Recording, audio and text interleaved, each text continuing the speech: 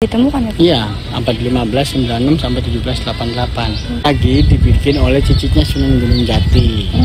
Pada abad 1596 sampai 1788 oleh Pangeran Mas Janul Arifin atau disebut dengan Pangeran Arya Cirebon Kararangen. Ini dinamakan Sunyaragi. Arti dari Sunyaragi tahu nggak? Sunyi raga. Sunyi dan Sunya raga. itu sunyi, ragi itu raga. Iya. Jadi tempat bertapa atau meditasi atau tempat untuk menenangkan diri. Nah, ini dibikin ada 10 guha masing-masing mempunyai fungsi tersendiri. Berarti ini beda-beda ya Pak? Beda-beda fungsinya, ada 10. Gua pengawal paling depan. Gua pengawal khusus untuk para pengawal. Gua pandai kemasan di samping pohon beringin, itu tempat pembuatan senjata. Gua Simanyang di depan kolam Simanyang, kolam kembar.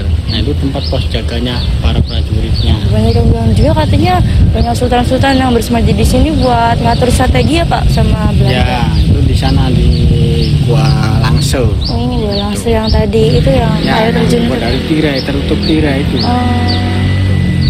Nah, ini gua padang hatinya. Memang di padang terang, hati itu hati. Jadi untuk menenangkan hati. Kalau yang punya keinginan dan punya tujuan dan hanya hajat, zaman dulu disebutnya Gua Jodoh.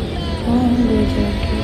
Berarti nyambung sama kelanggengan ini ya Pak? Nyambung, Gua Jodoh di sana. Kalau untuk kedudukan sama jodohnya supaya langgeng di sini. Bata merah sama batu kapur atau batu atras dicampur sama putih telur. Dalam istilah putih telur itu hanya istilah atau kiasan. Putih telur berarti putih itu suci, bersih hatinya, telur itu bulat. Jadi tekadkan bulat, sucikan hati dalam pembangunan Gua Sunyaragi. Itu makna yang sebenarnya dari Gua Sunyaragi. Kalau yang di pucuk itu Menara pengawas, Gua Puncit, itu paling tinggi. iya. Nah, yang di bawahnya itu tempat penyimpanan patung putri Cina yang terbuat dari kayu cendana yang sangat harum dan wangi. Cuma udah nggak ada patungnya. Kemana Pak? Ada yang mencuri, karena dulu nggak dirawat, nggak dikelola.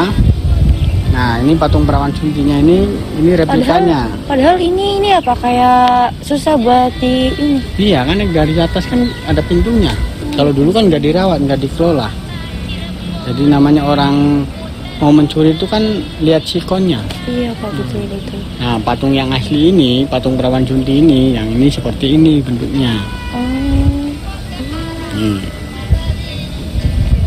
Yang ada di atas? Enggak, yang di depan sini. Yang di depan sini. Ya, patung perawan sunti. Yang mitosnya nggak boleh disentuh oleh anak gadis atau perawan, nanti susah mendapatkan jodoh atau jomblo selamanya. Tuh, namanya mitos itu bisa terjadi tergantung dirinya sendiri. Kalau kitanya yakin atau kepikiran pasti akan terjadi.